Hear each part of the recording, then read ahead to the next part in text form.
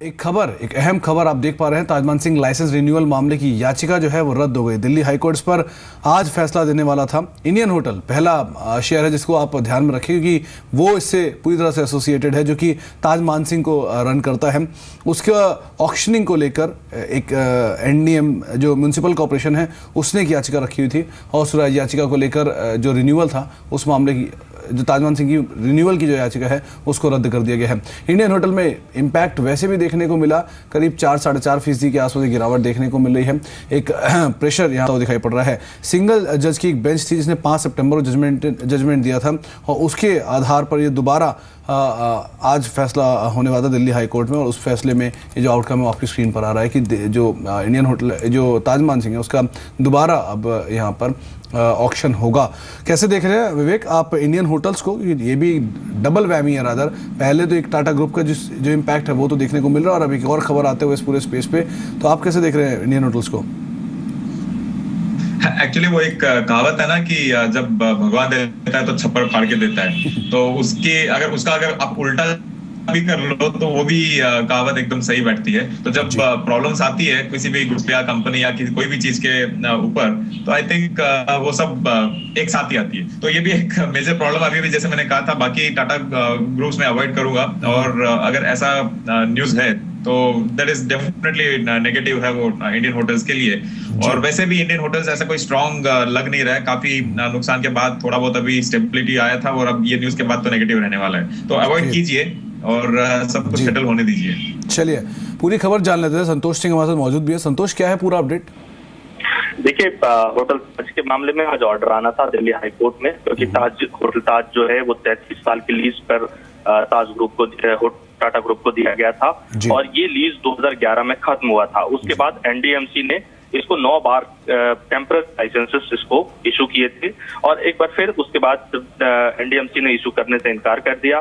तो फिर मामला कोर्ट में पहुंचा, और कोर्ट में आर्गुमेंट के बाद आज जब ऑर्डर आया तो ऑर्डर में से टाटा ग्रुप को बड़ा झटका लगा है। ऑर्डर को अब से ऑक्शन के प्रोसेस में जाना पड़ेगा, और ऑक्शन में अगर ग्रुप इंटरेस्टेड है तो फिर वहां पर इसको लेना पड़ेगा। लेकिन फिलहाल ये होटल के की तरफ के लिए बुरी खबर है कि अब उनके हित में ये फैसला नहीं है, और ताज ग्रुप।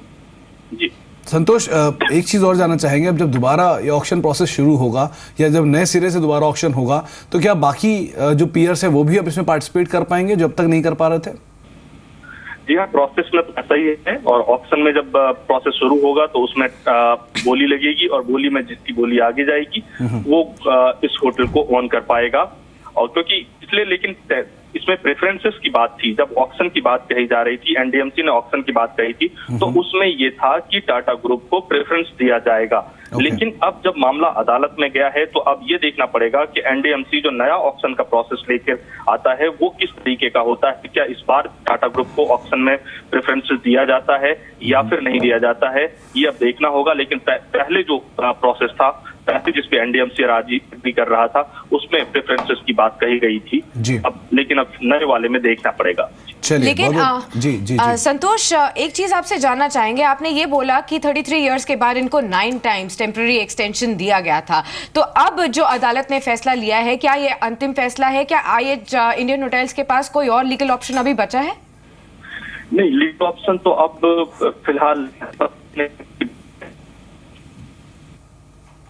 ऑलराइट, लगता है संतोष के साथ संपर्क टूट चुका है, लेकिन काफी इंपॉर्टेंट अपडेट है और इंडियन होटल्स ग्रुप के लिए काफी नेगेटिव अपडेट। और अब 33 साल के लिए जो एक एक्सटेंशन दिया गया था, उसके बाद 9 मोर रिन्यूअल्स, और जैसे कि अभी संतोष कह भी रहे थे कि उसमें लास्ट 3 जो थे वो रिन्यूअल्स पिछले साल पे जाके खत्म हुए हैं। 2011 का ये एक्सटेंशन चलते लास्ट 3 जो है, लास्ट 3rd ईयर जो है वो पिछले साल जाके खत्म हुआ है। तो एक अपर हैंड था टाटा के पास कि वो दोबारा जब भी कभी बोली लगाते तो उनको प्रेफरेंस दी जाती।